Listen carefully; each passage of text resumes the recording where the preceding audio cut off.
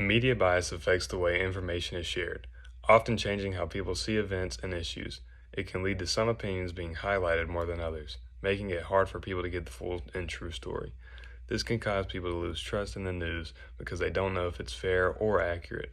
Two examples where this occurs is with bias by opinionated statements presented as facts and word choice. Consequently, media bias can create more division and spread false information. A topic where media bias is almost always present is with the presidential debate. On Fox News, the article, Trump's Hit ABC News, lightweight David Muir accuses network of violating debate agreement with fact checks, written by Joseph A. Wolfson, portrays bias in the defense of Trump being fact-checked in comparison to Harris was unfair. We can see this when Wolfson writes, ABC News sparked fury among conservative critics who blasted Muir and Davis for their hostile treatment of Trump while going easy on Harris, fact-checking him 5 times while not challenging any of the vice president's claims. We can see here clear bias in the terminology used, such as hostile treatment of Trump while going easy on Harris. However, in the article from ABC debate moderators live fact-check Trump's false claims from the stage. Written by Hadaz Gold presents its argument of Trump telling repeated lies, but fails to bring up the treatment towards Harris with fact-checking. This is shown when she writes, later in the debate, Trump falsely claimed migrants in Ohio were killing pets and eating them, repeating a debunked claim that had been amplified this week by right-wing media figures and echoed by Republican leaders.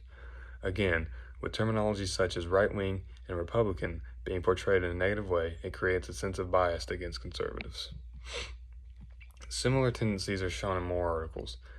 On NPR, the article, The Debate Between Harris and Trump Wasn't Close, and 4 other takeaways, written by Domenico Montanaro, expresses its liberal bias by providing stories portraying Trump in a negative manner. He does this when writing, for someone who likes to bill himself a straight shooter, Trump didn't answer questions directly and dumped the greatest hits of lies from his campaign. No matter how true or false this statement may be, its harsh description of Trump's debate shows liberal bias majorly. Fox's article, in the Trump-Harris face-off, there is a clear winner, but don't believe this election is over, written by Doug Scowen, admits that he believes Trump to have lost the debate, but still uses terms to lighten the load taken on Trump. Say that because Trump did not speak directly to his base on Tuesday night.